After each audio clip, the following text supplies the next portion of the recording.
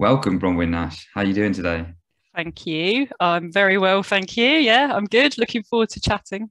Yeah, me too. I'm looking forward to it for two reasons. One, because I get to find out about your, I guess, personal journey to building a successful coaching business, but also you were quite a prominent figure in my coach training journey in the sense that I think you trained me for cognitions, Right. and also you hosted the introductory session as well. Yeah. Yeah, when I attended, and your name comes up quite a lot in terms of I guess one of your niches or where you delivered your coaching in terms of the camper van, which people always find interesting. Mm. Um, but I'll pass it back over to you to introduce yourself and kind of, I guess, give us an essence of who you are as a coach and what's the makeup of your business. Okay. So who I am as a coach is probably a reflection of what I discovered I needed as a human being as I kind of went through my journey and then wanting to sort of offer that to my clients. So who I am as a coach is very much interested in what might be going on underneath the surface outside of people's conscious awareness at the moment, that might kind of open up their access to their own resources, their own wisdom, their own insight. So kind of very much creating the conditions for somebody to be able to really access themselves. And it's kind of developed into quite a focus on the the nature of the relationship that my clients have with themselves, and working on that and noticing that if we can get that working really well, that everything else just seems to kind of take care of itself in some kind of weird, wonderful, magic way. So yeah, that's kind of where I'm focusing as a coach at the moment. And the makeup of my work is quite varied. So I've got my own coaching practice, so Magic Roundabout Coaching, which is the practice that I created. I'm quite resistant to calling it a business, so I call it a practice, like a doctor. So yeah, my coaching practice that I created when I first qualified, I still have that. And that sees me working directly with individuals who are approaching me looking for coaching in various aspects of their lives. I also then joined Animas after training with them initially. I rejoined them as a trainer myself in 2017. So I spend a chunk of my working time delivering training on the diploma. I then trained as a supervisor, so I did the diploma in coaching supervision, and then started offering supervision. So another chunk of my time is working directly with experienced qualified coaches, supporting them in their practice, which is pretty cool in terms of like the ripple effect potential of the impact that work has. And I also work with an organisation called Sanctus, who call themselves like a mental health gym. So kind of recognising that our mental health is just as important as our physical health. And through them, I offer coaching into organisations very much around supporting mental health. So yeah, I've gone from not really knowing if I wanted to be a coach in the first place to creating a work buffet, I suppose, where there's just lots of different things going on, but it's all kind of under the banner of coaching in some form. I'm either doing it or teaching it or supervising it. Yeah, that's really clear. Doing it, teaching it, or supervising it. And I guess Mm. that's just developed over the time from qualification, which I think was 2014, right? Yeah. I can't honestly remember if it was 2014 or 2015 that I qualified, but it was around that time. And it's absolutely evolved. I had no sense of this being some kind of goal or destination or outcome that I was working towards consciously and deliberately. It very much has evolved quite naturally, organically. Nice. And the makeup, or I guess the percentages, how does that look in terms of, is it 30 30 30 for all of those things you mentioned, or do you lean towards one more in terms of the amount of work you do? Yeah, so it is very much like a buffet, to be honest, in terms of, you know, you pile your plate up with the things that you fancy at the time. I hope that metaphor translates to different cultures. Do all cultures have buffets? There's a question. But it's kind of like I can turn up the volume, if you like, on one particular area when that feels good, when that feels right, or maybe turn it down when it doesn't. So it varies. It kind of does this. Bit like the graphic equalizers on an old stereo or something. You know, it's kind of, sometimes there's more training happening, less coaching. Sometimes there's more supervision happening, less training. Sometimes, like at the moment, I seem to be getting a lot of inquiries through from people looking for coaching. It's just kind of the way it goes, really. And I, you know, a while back, the amount of training through Animas kind of went down a little bit, and the amount of work with Sanctus went up, and then it sort of did that later on in the year and sort of swapped round. So yeah, I'd say very, very loosely, probably a fairly even split if you averaged it all out. Yeah, 30 30 30. But it's nice being able to kind of tweak it up or down depending on what's feeling good for me. So, you know, for example, I took most of August off and just decided to just take the time off, and it was pretty cool being able to do that. So that's very cool. Yeah, I love that metaphor or analogy of the buffet. It certainly translates for me, and I guess you've got that variety then, like you say, to kind of push one up or push one down as the demand kind of ebbs and flows, right? Yeah. So that's kind of where you are now. But obviously there's been this 7 or 8 year journey to getting there. What did it look like before? What were you doing before you trained as a coach? And a brief potted history of that piece. Yeah. So before coaching, BC, my life BC was human resources and learning and development, which I fell into kind of by accident. Off the back of a temp contract. So I was asked to go and help out in a HR function with a backlog of admin for about 5 days. And I ended up staying for about 3 years and starting my professional development in human resources and learning and development. So I did that for about 10 years or so. And I worked my way up from sort of entry level right up to quite a senior level role within a big financial services institution in the city in London, which, you know, on paper looks like it should be a bit of a pinnacle. But interestingly, you know, the longer that career went on, the more dissatisfied I felt with it. It appealed to me because it was an opportunity to make a positive, tangible impact on people's lives. And I had some fairly unpleasant experiences when I was younger of being employed and bullying and stuff like that. So it felt like an opportunity to kind of be a bit of a protector, really, of people, to stop that kind of stuff from happening and to have some influence over that kind of stuff. But the more senior you get, the more senior I got, the more removed I felt from the actual kind of seeing the impact, the positive impact that I was having. And there was various things going on in my world that meant that overall I ended up feeling really quite dissatisfied, unfulfilled, not very happy.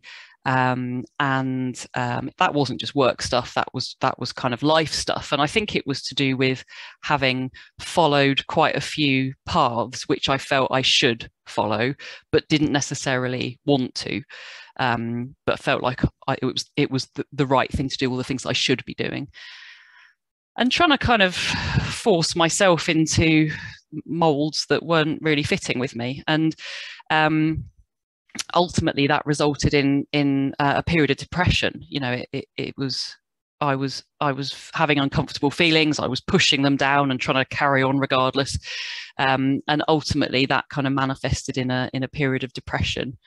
I had some time off work, and and sorted some things out, successfully went back to work and did another year, but I could see that it was going to happen again if I didn't make some bigger changes. And in order to try and figure out what those bigger changes might need to be, and to not just keep repeating the same old patterns, I decided that it would be useful to work with to find a coach. I didn't even know that personal life coaching existed. I knew that business organizational leadership coaching existed. So I started looking online for a coach, and then found out about training as a coach. And it massively resonated with me in terms of the qualities that they were talking about, the skills, the impact that I could have, the different ways that I could work as a coach, the variety, the potential. And what I saw there was not an opportunity to change my career, but an opportunity to learn about myself and to go on a massive journey of personal development. And in my head, I was like, well, I could pay a coach for 6 sessions, and that might cost me however many £100, or I could invest in this training. I will get like loads of coaching as I do the training, so I'll get that need met automatically. I'll get loads of training, but I'll also learn a whole set of skills and develop myself in ways that I could take in any direction, really. So I decided it was an investment in me, and undertook to do the Animas training alongside my full-time job. And I got to the end of my training. I hadn't quite qualified yet, and I was away on a summer holiday. I was sat in my mum's garden in a deck chair. I can remember it really clearly, and I was thinking about how much I didn't want to go back to work. I just had this moment of clarity of like, well, why do I keep choosing to go back into a situation, an environment that makes me unhappy? And it really hit me that I was consciously choosing to keep going back to that environment where I felt like I was having to survive rather than really kind of thrive, I suppose. And I just had this light bulb moment of like, yeah, I'm not going to do that. I'm going to do something different. So I ended up quitting that job, taking 3 months off, because that's how much money I had to live on for the next 3 months. Didn't really know what I was going to do. No idea what I wanted to do next, or what I needed to change, but just knew that I needed some time and space to think about it. And in order to have something like structured to focus on during those 3 months, I decided I was going to create my coaching practice as a hobby business. Because I didn't really know if I wanted to be a coach as my main gig, but I knew that I wanted to carry on doing it in some capacity, even if it was as a hobby, because it brought me a lot of joy and satisfaction. And framing it as a hobby business just gave me loads of freedom, really. A sense of freedom in terms of, I didn't have to do it the way I should do it. I could just create it in whatever way felt right for me, because it was just a hobby. And that meant I could just be super creative. So I designed my own logo with felt tip pens. It's still my logo now. I decided I was going to coach people in my camper van because I didn't have a budget for premises or hiring meeting rooms, and I didn't want to see clients in my own home at the time. I built my own website. I just kind of had a bit of a, well, what the hell, just give it a go and see what happens. And it started to attract a few clients, earned a little bit of money, which meant I could do it for a little bit longer. And that's how I ended up kind of creating that coaching practice. But I still didn't know if it was what I wanted to do as my main gig, and it wasn't. I knew one thing I did know is I didn't want to do it full time. I didn't want to choose coaching as my only thing that I was going to do. So I knew I wanted variety. That's so interesting. There's so much stuff in there. I had no idea you just quit your job and went for it. Mm, Yeah, interesting to hear about that kind of epiphany that you had. mm, It almost sounds like the sort of thing that would happen in a coaching session, but you were there with your own thoughts, and then it landed like that. mm. And I guess at some point that the depression was also the catalyst for this change as well as that moment. So you went for it. You quit your job, and you gave yourself 3 months to kind of build this practice. But you framed it as a hobby, Yeah. which I loved. I feel so much freeing, I guess, Mm, of all the pressure, right? mm.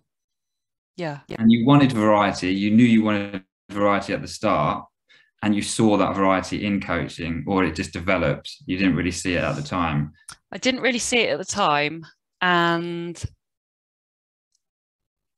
so there were certain things about the stories that I was hearing, or the narratives that I was kind of seeing in terms of what a coaching business had to look like and what it should look like, that I was resistant to.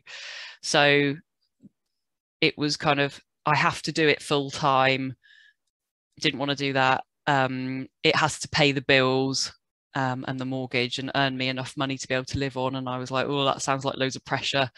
And I was going to have to do loads of self-promoting and marketing and attracting of clients. And I really didn't want to do that. I wanted to do the coaching. I didn't want to do all the business stuff. Partly because, I mean, you can play spot the limiting beliefs here, but partly because, you know, I didn't want to make myself that visible. Partly because it felt a bit icky, just kind of like self-promoting, and partly because it just felt too much like all the corporate stuff that I really wanted to move away from. So there's quite a lot of things I was resistant to, and yes, I did want the variety, and I also I kind of, I use a lot of metaphors. You may have heard that. I kind of felt like this coaching practice was quite precious in terms of it was something that I was trying to create that was uniquely me and uniquely mine. And I really wanted to protect what felt like a little seedling. You know, I wanted to protect it from the pressure of having to pay the bills, or the pressure of having to look a certain way, or be judged by other people, or be told that I wasn't doing it right. And I really wanted to kind of put that protection around it whilst it established itself. So I guess I found ways to do that. So alongside having this part-time coaching practice, I also took on some temporary jobs, some part-time jobs, employed, so that it wasn't putting pressure on my coaching practice to pay the bills. And I did that for a few years, and then the Animas training role started. So that kind of added another string to the bow, if you like. And even then, I was still doing kind of bits of you know, short-term admin type work, things that I didn't have to commit to for long periods of time, things that weren't going to use up all of my energy and attention, things that I could just do my job, get paid for it, walk away from it at the end of the day, and still have like all my creative energy to focus on the things that I really wanted to do. So it's only been it was probably in the last 50% of the time, the last half of my career as a coach, that I've not supported it by doing other types of work, and that it's started to feel like there's enough variety to it, enough income streams, enough to support itself, and to be kind of bringing in a similar sort of income to the one that I had been on previously. Mm. Interesting. So I hear that kind of strategic approach around protecting that little sapling or Does it that sound seedling. strategic? Well, it felt like that. And when I Mm, have conversations with people about how they might create their business when they move forward, we often talk about how it fits alongside their current role. mm, And often, sometimes the conclusion is that actually the current role in its the way it is doesn't work for them building the coaching practice. mm, And I don't know if you noticed that at the time, or if it's you reflecting back that you just made those changes mm. naturally as the coaching business building came along. But Yeah. was it strategic It didn't feel for strategic. you? I heard you say you wanted to. No. So it was just something that was happening organically whilst you were building this coaching practice. Yeah, I can look back on it and I can recognize that whilst um, I wasn't working on a clear sort of goal or outcome in terms of I want I want a work-life balance that looks like this, or I want a business that looks like that. The things that I was clear about was that I wanted the variety, and I really wanted to give myself a space to learn and to develop into something that felt very authentic to me, rather than do loads of comparison to what other coaches were doing or how other people created a business. I wanted to really protect myself from that. So the things that I was really kind of clear about served me really well. And looking back, it looks like a strategy, but it didn't feel like a strategy at the time. It felt very organic. Mm. So you're really kind of sensing and responding to that sense. Yeah. There's Nice. no way I could have predicted if you'd asked me at that point where I quit my job and, you know, gave myself that 3 months and started to create my coaching practice. There's no way that I could have predicted this, where I am now. And I almost think that if I'd tried to, it might have limited me in some way, because this way things kind of evolved and emerged and unfolded quite organically, and I was able to just kind of feel my way through that based on what I was feeling or experiencing or needing at the time. And that served me really well. But if I'd been attached to, oh, I want it to look like this, and I want these people to be my clients, and I want this type of practice, and I want blah blah blah blah blah, I might have then not noticed these other opportunities or these other doors that were kind of presenting themselves along the way. Does that make sense? Mm-hmm. It does, yeah. I've got you now as well, because you weren't really thinking 10 steps ahead about the type of clients you wanted to work with, or perhaps this portfolio of training, supervision, and coaching. And I guess the strategic point was about actually just in the moment of how am I going to keep this coaching business going? Because I'm assuming you never went back to full-time work after you quit. So it was a case of supplementing your income that you had from the coaching with other things, like you say, to kind of just keep things Yeah. flowing. I did go back to full-time work, but it was never permanent. So it was like a couple of times I did a 3-month contract working full-time, but I knew it was just like a temporary thing. So it was always kind of part of the journey, rather than, oh, this is it now. Mm. Cool, very cool. And I say very cool because I'm thinking about your camper van element to your business. So when I tell people about that, it always blows their mind in terms of it opens up the ideas of what's possible when it comes to creating a coaching business. You don't have to be sat in a room with someone. You could be climbing a mountain. You could be in a camper van. You could be in the forest around the fire. And there's so much, I guess, opportunity there. And I guess there's that real felt sense of uniqueness that you brought to it with your felt tip pens, creating your coaching business in that DIY way. And you mentioned the word resistance, which we'll come to shortly, because I think that's going to be a bit of a theme for us today, as we've already kind of discussed. But just looking back at you creating that coaching business at the time and building these clients, I'm sure there's clients there if it's a coaching business. What made it successful? How were you getting clients? What were you doing?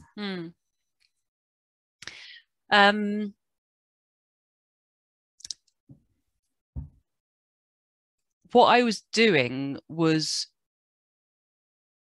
prioritizing putting myself out there in the most authentic way that I could bring myself to. And again, there was lots of resistance in terms of overcoming the stories of how I thought I should look and sound and come across. And, you know, in my career in human resources, I spent a lot of time hiding behind the technical expertise that I had. And I really was determined not to do that. And whether it appealed to people and whether it attracted clients was kind of a secondary thing for me. So to begin with, it was a real kind of, it was just a vehicle for me to be as authentic as I possibly could. Or as authentic as I possibly dared to be. And just see what would happen. It was a massive experiment. So I think the key was not being attached to any particular outcome apart from feeling okay about how I was doing it or how I was putting myself out there. There was no attachment to any particular outcome. I just put it out there, created it, and I just thought, it's an experiment. Let's see what happens. There's no doubt that I drew upon my experience from my career in HR in terms of you know, communication and presentation, and you know, how to put things across in a way that's really clear. And there's no doubt that I drew on all those skills, but my prime goal was to just be as me as I possibly could be. Hence, you know, I drew the logo and I coached people in my camper van. And it's not that I thought, oh, I'm going to create a business where I coach people in a camper van. It was right. Okay, so what have I got? What resources have I got? Well, I've got some time. I've got enough money to live on. I've got a coaching qualification. I've got a camper van. I've got this. I've got that. What can I make out of all that stuff? You know, so I didn't buy the camper van in order to be my coaching space. I already had it. And so I just decided to make something out of what I had.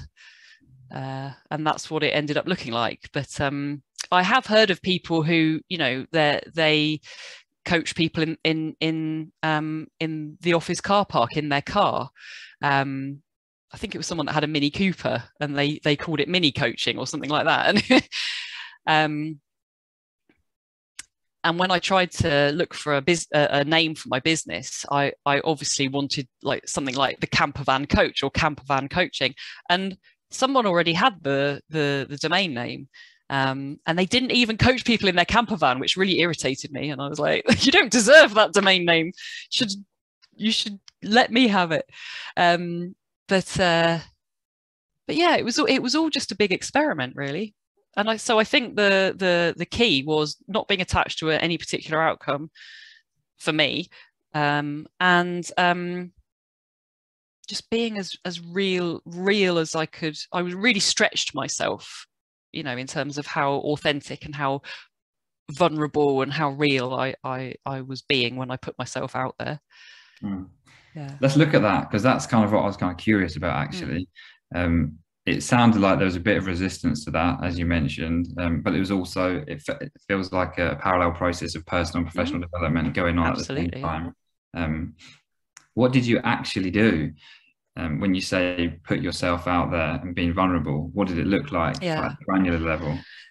Well, I wrote about my own experience, my own journey, all the stuff that we've been talking about today. The fact that, you know, how I'd felt, what I'd experienced, the mental health stuff, and you know, some of the things that I'd discovered and learned, and some of the things that I could support other people with learning and exploring, and shared photographs that kind of really allowed my personality to come through, even to the extent of sharing the camper van, which felt like it was very much part of me and my personality and my identity.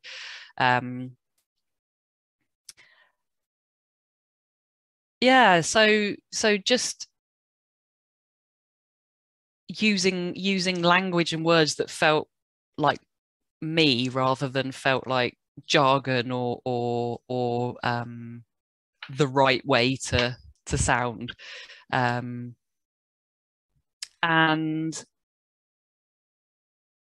presenting myself more in the way that I was likely to speak to people rather than kind of, you know, very formal,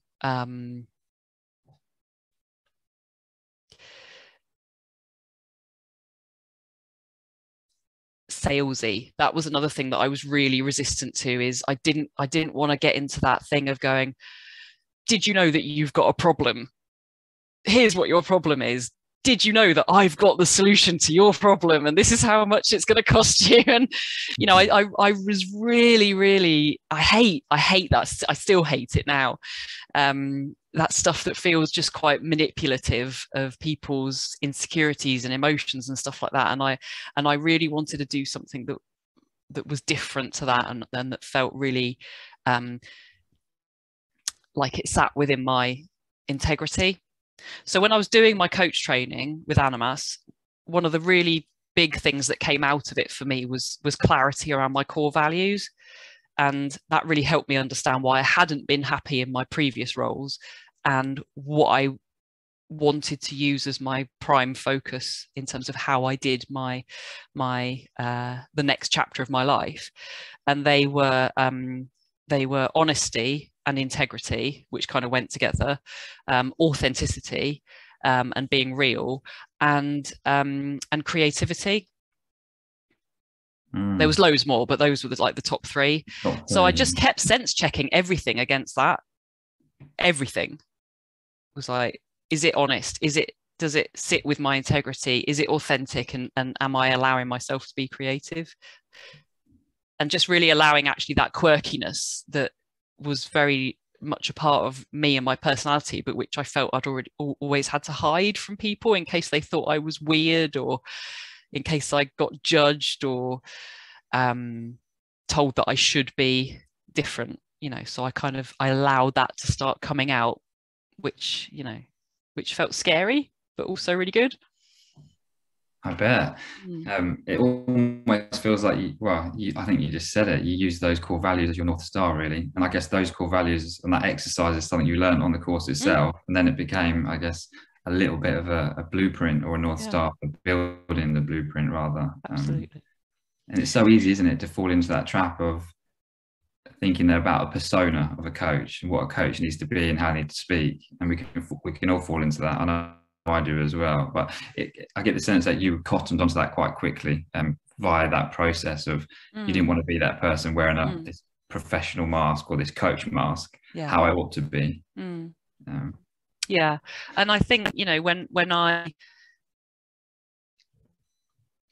look back on it, some of the things that I really struggled with in my life up until then was when I came across people who presented themselves in ways that felt slippery, that didn't feel authentic, that I kind of got the sense that they were showing something to the outside world that wasn't necessarily real or true. Whether that was feeling like it was salesy or trying to be persuasive or influential or any of those things. And I guess also that I felt I was doing that and didn't want to be doing that. So yes, it was kind of, well, what is it about that I really don't like? And then what would I like to experience instead? Yeah. And if we just stay here for a second longer, in terms of you're writing these posts and you're putting yourself out there, how are you doing it? Is it a blog? Is it a podcast? How are people actually coming to you? Where are they seeing this Yeah. stuff? Are they reaching out to you? Are you reaching out to them? So I created my website. I created a few articles that I added onto my website, and then I listed myself on the Life Coach directory. That was it. I don't do podcasts. I don't do blogs. I don't do social media posts. I did for a while.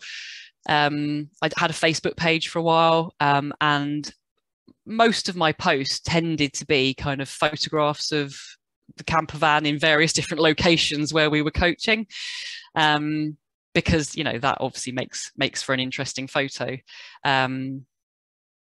But I have to say I've been spectacularly lazy when it comes to keeping my website up to date. The photos are out of date.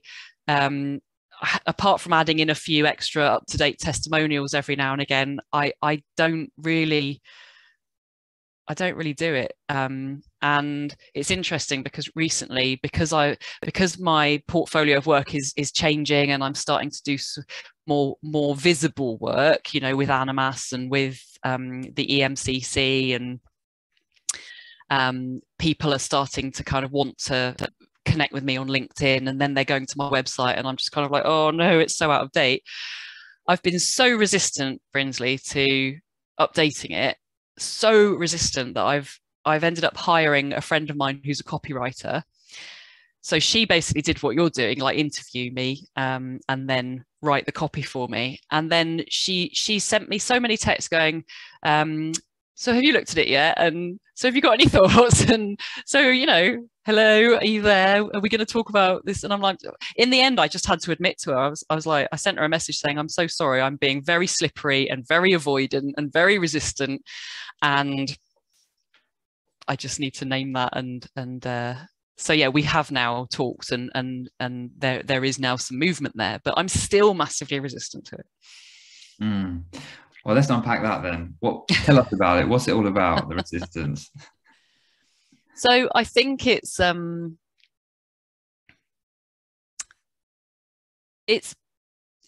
partly that my work is moving into territory that I'm not as fluent at talking about. So I'm most fluent at talking about the one-to-one coaching that I do, and talking about that directly with the people who might be wanting that coaching, so my private clients.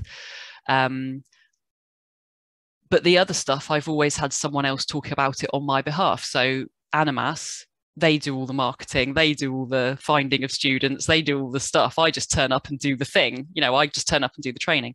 Likewise, Sanctus. You can kind of see how by avoiding these certain things, I've ended up doing work where other people do all this stuff, and I just get to turn up and do my thing. And that's what I like. But it's kind of now taken me to a place where people might want to contact me directly and see about kind of hiring me for training, or hiring me for coaching within an organization, or supervision within an organization. So I kind of need to find a way to talk about what I do and make myself available for that to happen. But I think the resistance is partly because it feels still like very connected with all the corporate world, and the inauthenticity that I experienced was when I was in that corporate world. And it's partly stories that probably aren't even true, that are there, that I haven't yet got around to unpacking and looking at, that I've most of the personal work that I've done has been about kind of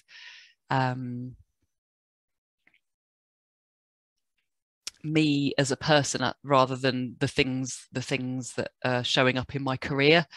So yeah, there's definitely still some stuff there around that resistance and those stories that might be there. What sort of stories are there? So it will be. I can kind of skip right to the source. It will be stuff from childhood about making myself visible and then being judged for it, or rejected. And that's such a human experience. It's such a human fear. So on a cognitive level, I totally get it, and I talk to my clients about it all the time. And I experience it myself, you know, that there is a part of us, the very primal, prehistoric part of us that equates rejection with a survival threat. You know, that if we are rejected, we'll die. A cub on its own doesn't survive. If we get rejected from our tribe, we're more likely to be eaten by a saber-toothed tiger. So, you know, it's that kind of stuff, you know, by putting myself out there. I'm brave about putting myself out there to potential private clients. I'm much less brave about putting myself out there to organizations and business people and corporate type people, because I still have stuff of my own around those environments and those people, where I guess now I'm saying it out loud, that the risk of judgment and yeah, I guess it does just all boil down to rejection, feels greater. Yeah, so I would with my amateur psychology hat on, I'd say that it's coming from somewhere like that. And as I say it out loud, you know, I've got to a place now where I can just say, yeah, that probably is what it is, and I can be really okay with that. Whereas in the past, I'd have judged myself then and gone into a spiral of, oh well, you know, you should have figured this out by now. You should be able to do this stuff. You shouldn't have those feelings. But now I'm just kind of like, well, yeah, human being, just like everyone else. Yeah, and this is a common theme, I think, that comes up for a lot of us. And I get this sense that you were comfortable putting yourself out there in the training space, which is a thing in itself. And I've witnessed that. I've been there, and you're a really good trainer. You didn't come across that you have any fear in that space. Do you though? Or is that really specific for that thing when you put yourself out there online? I did at the very beginning of my coaching journey. Literally, I would have to, in the breaks, because it was all training face to face. In the breaks, I was literally going into the toilet and talking to myself in the mirror and having to kind of really give myself pep talks, because I was just terrified and super tense and nervous, and you know.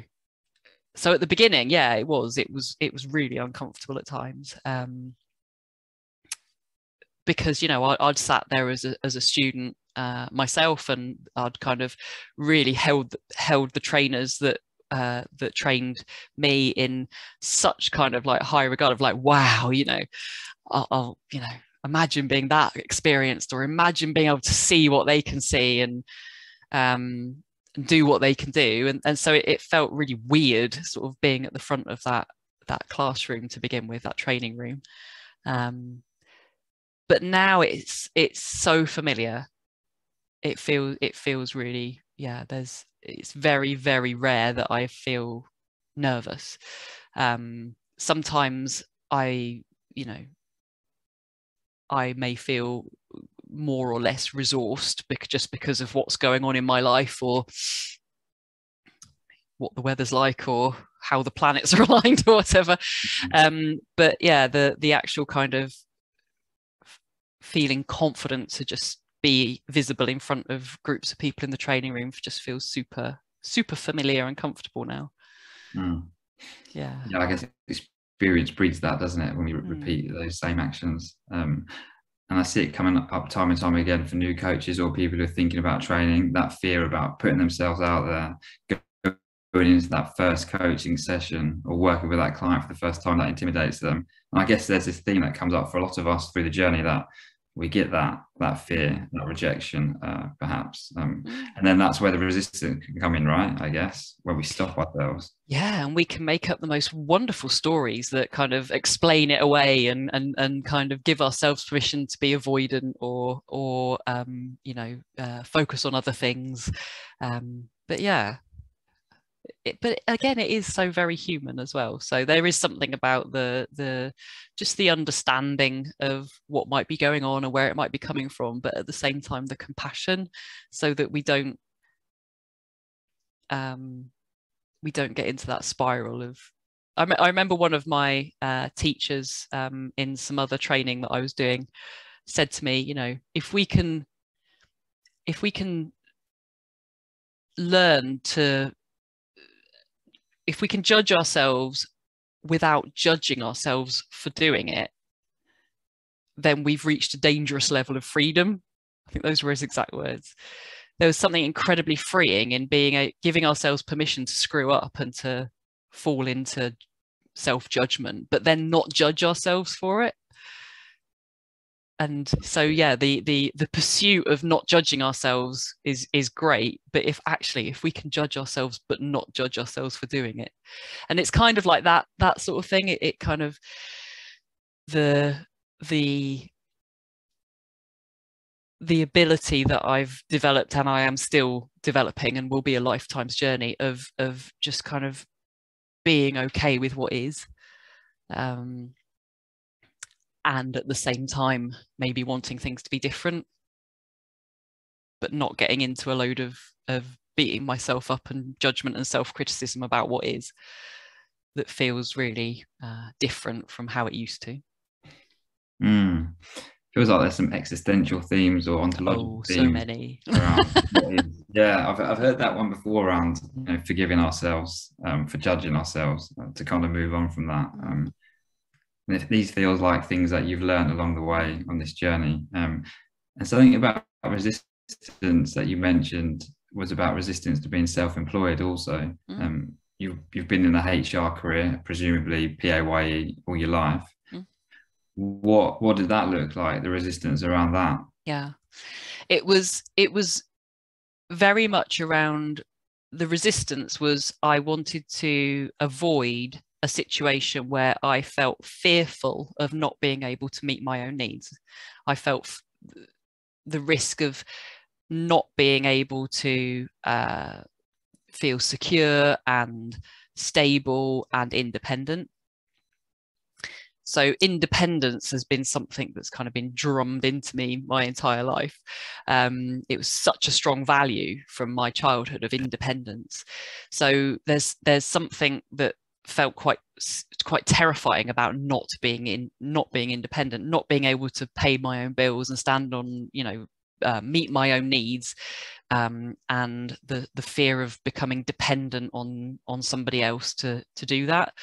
So I really valued the security and the stability of that regular salary. It would be the same amount every single month. I didn't have to think about it. I didn't have to hustle for it. I didn't have to even send an invoice for it. It just arrived in my bank account, and I knew it was predictable. It was stable. It was, you know, it created that sense of safety. And I say a sense of safety because it is still just a sense of safety. You know, a job can be lost at any time, a salary can end at any time, but, you know, it creates that feeling of safety, which kind of then allowed me to kind of function, you know, from a different place rather than a place of fear. So the resistance was about not wanting to feel that fear that, was I going to earn enough money to pay the bills? Was I going to make it? Was I going to have to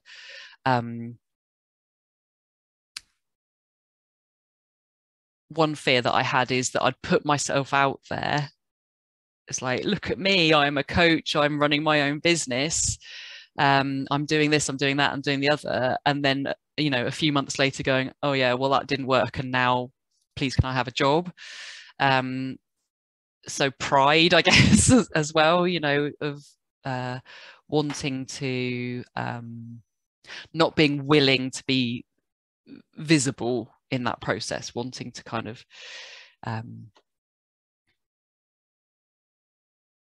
I'm smiling because I'm remembering that one of the things that came up for me when I was a student in the classroom and we were exploring limiting beliefs, and we were doing the A to F model and future pacing and stuff like that.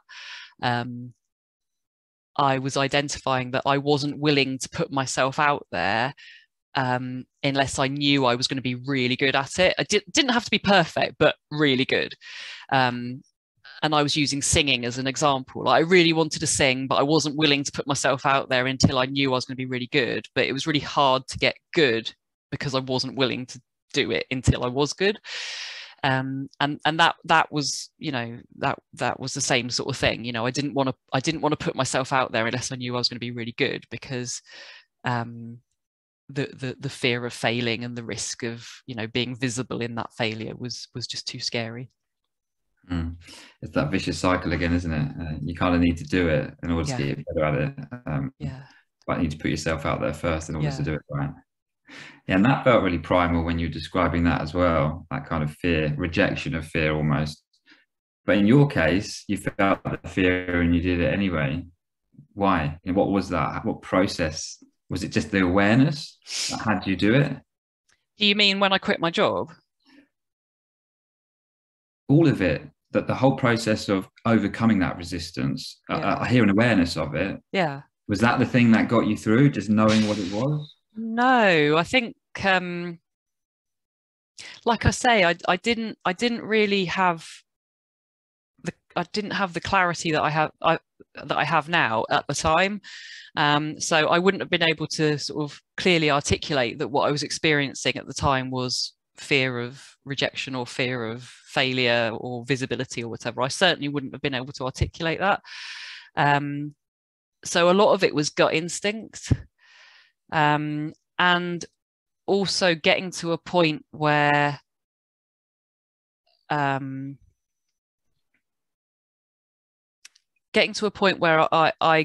just got really clear that I was done with a particular experience or a particular situation, and that whatever happened next, I was going to be okay, you know, and really kind of getting clear about that. But so, you know, for example, when I did leave my job, I left it thinking, well, I'm going to leave this job, but I don't yet know if I'm leaving my career, and I might end up doing a very similar job in 3 months' time. Who knows? But I'm pretty confident that I'll be able to get another job if that is necessary, and, you know, that I'll be okay. So that was safety enough in order to be able to kind of take the leap. And I think that's a really important point, is, you know, how have I helped myself to feel safe enough in order to be able to do something that's a bit scary or certainly unfamiliar. And did you work with coaches or mentors along this process to so many you in that? So many. So I feel like I've literally just not stopped with the personal development since I started my coach training. It's been like a roller coaster of personal development, and it's been all kinds of different things. So I've worked with loads of different coaches,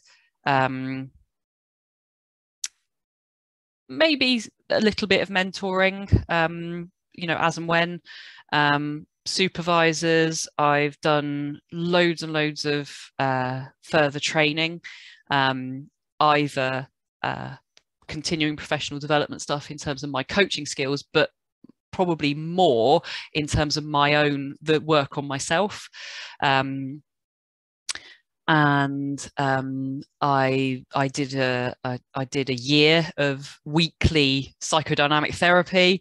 So, you know, that was quite full on and hugely sort of illuminating. And it's and books and books and books. I mean, I've got so many books that I've kind of I've got a bit of a butterfly brain when it comes to books. So I'll order them and I'll read the first kind of third of it, and then I'll get distracted by something else and start reading that. So I've got all these books that have got bookmarks in them, sort of 1/3 of the way in. But just kind of absorbing it all and feeling my way through it all. And it just seems to have, you know, allowed things to evolve in a really fantastic way. So, you know, now I can really say hand on heart that, yes, I feel I'm being really authentic. I feel like I'm really operating within my own integrity. I'm so much better at being honest with myself and other people. And I've got a huge amount of freedom and variety and potential to be creative. But I could never ever have predicted that this is the form that it would have taken. I love that, how you brought those values back. And I really heard those all coming through in the conversation, actually, in terms of, you know, the way you shared and kind of what you spoke about. If we were to look at your business now then, and we kind of take a step back from this overarching theme of kind of the resistance and building it, how are clients coming to you now? Is it still the same as it was before? You've got these blog posts on your website and the Life Coach Directory. Is that it? Are you out there enrolling clients? I'm not out there enrolling clients. Are you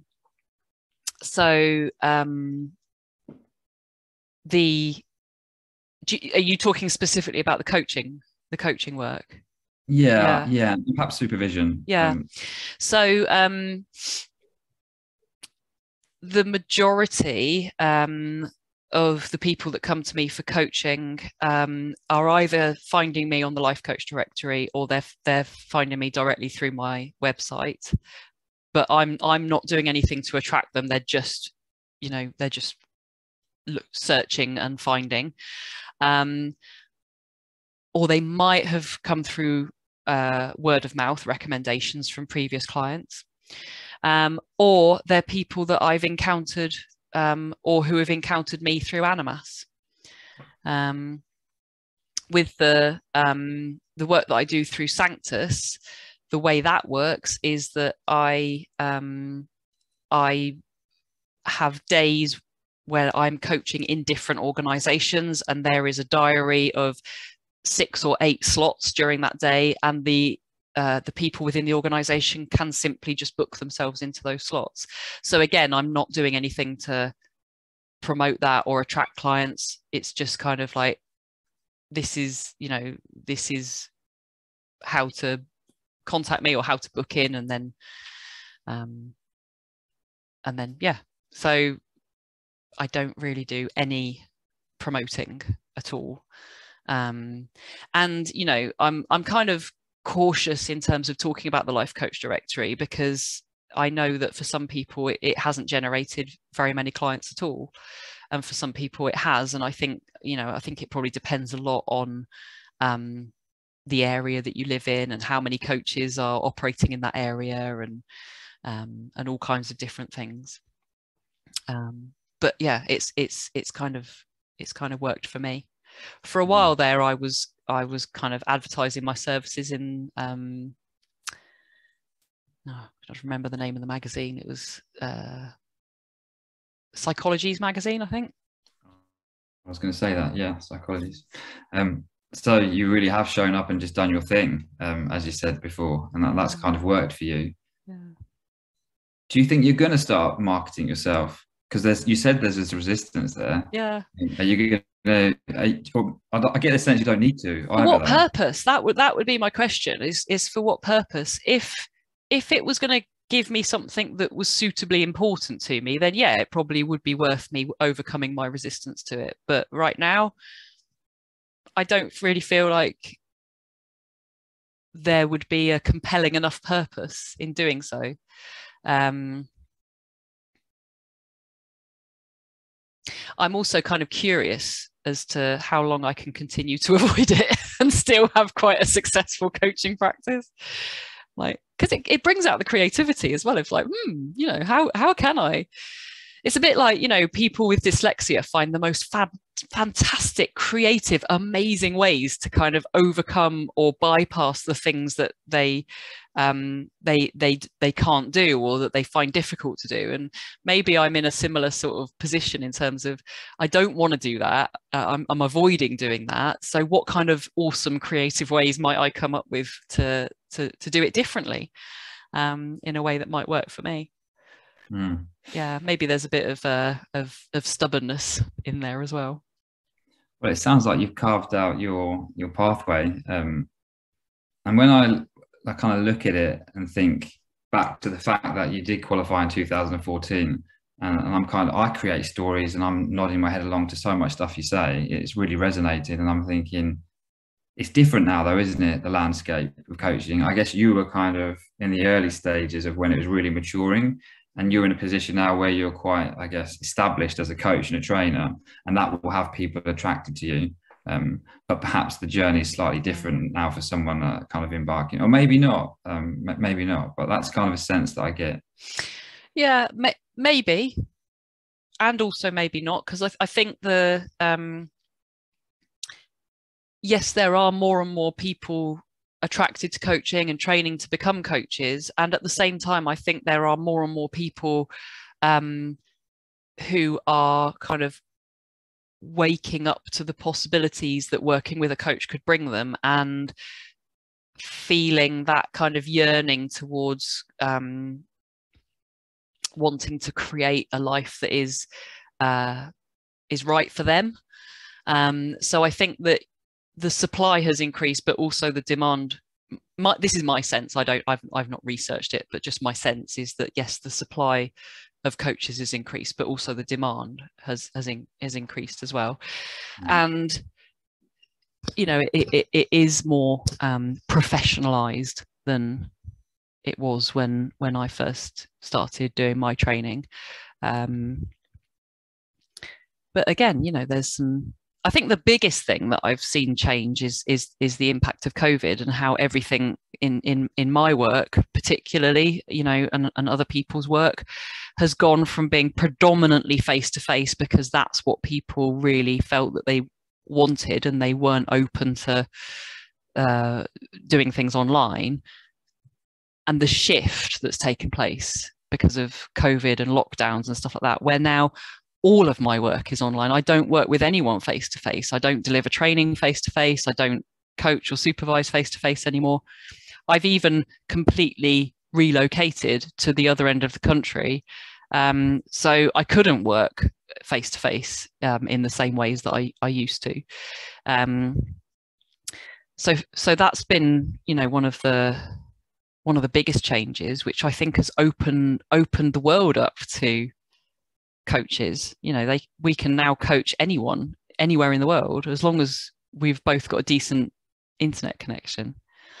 And I've been amazed at how the resonance and the connection and the intuition and stuff can be created online. I never would have believed it. I'd have had a story in my mind of, oh, no, that's not possible. It's got to be face to face. But now I've experienced it and given myself permission to really experience it. It's phenomenally powerful. So, yeah, I've had those stories before and heard them, and I would agree in terms of the supply and the demand. It's all gone up, hasn't it? And with the shifting landscape of everything going online, you kind of open up your own marketplace, don't you? Yeah, and even phone coaching, I was surprised by how really meaningful it can be when you get in that space with someone in a conversation. And the other thing that I kind of haven't mentioned when we look at your, I guess, coaching success and building this business, you've actually got to be good at what you do. And I'm taking it you are good at what you do. And I guess that's an important part of building this business, you developing your craft, paying attention to that, and always developing it, because that's where those word of mouth referrals are coming from, right? Yeah, I would agree with that. You know, I think when we start our training, there might be a sense that when we get to the end of that training and we qualify, that we've kind of reached the destination. And you know, my experience is that no, it's a continual development of skill, competence, capability, and confidence as well. So, whilst the boundaries of coaching haven't changed at all since I did my initial training, what makes it coaching and what you can and can't work on hasn't changed at all. What has changed is my boundaries of what I can confidently work on, and what I've developed my skill in working on. So I'm far more comfortable now working in those kind of shades of grey, with content that might be kind of looking at stuff from childhood, or developmental trauma, or the really kind of big emotional stuff, and holding space for that, way beyond where I was when I first qualified. So yeah, those edges of confidence and competence and capability and training and skill, I think they're the ones that just carry on. The more I've poured into it, the more they've expanded and opened up and stretched, and meant that I can work I was going to say more impactfully. I don't know even, and then I was questioning myself. It's not necessarily more impactfully, because I think a brand new coach who's still in training can be phenomenally impactful. So yeah, that's not the right word. Deeply, maybe. Yeah, level of depth and a slightly different context was the words that were kind of on the tip of my tongue. I'm glad you kind of mentioned that coaching in the grey and at the boundary, and that's something that's developed for you across that process. And as I also get the sense that you've invested in yourself. You mentioned about your psychodynamic work, so there's this process of, again, professional and personal development that builds the whole picture. When you look back at yourself, training and having these edges at the time, what advice would you give to yourself about to embark on this journey of building a coaching practice, specifically on the business building part of it? Yeah. So I think the advice that I would give myself is don't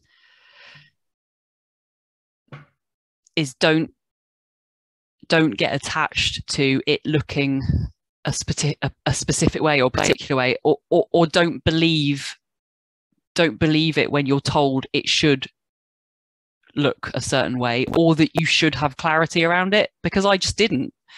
So I didn't. So not feeling like I'm wrong because I don't have that picture or that clarity. I mean, I didn't know if I wanted a niche or any of that.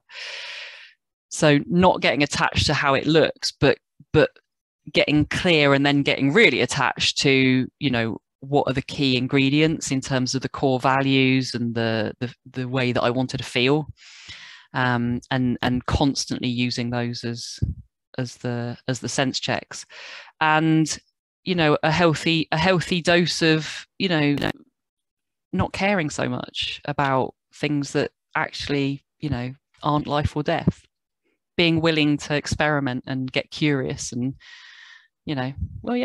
it's phenomenally freeing when we can let go of caring so much about whether something works or not.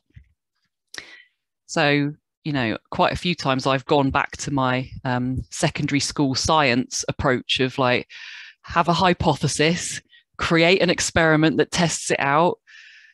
Don't be attached to any particular outcome. Look at the results, form your conclusions, decide what to do next. And that's been incredibly freeing, because it's just taken away that fear of failure, because you can't fail with an experiment. So many nuggets in there. Thank you for that. I'll take a few of them away for myself. So as we look in the future, as I look to the future now for you, what's next? What's coming up for you in your coaching practice? Where do you want to take it? Yeah. Well, I still don't have any kind of like clear destination in mind. I'm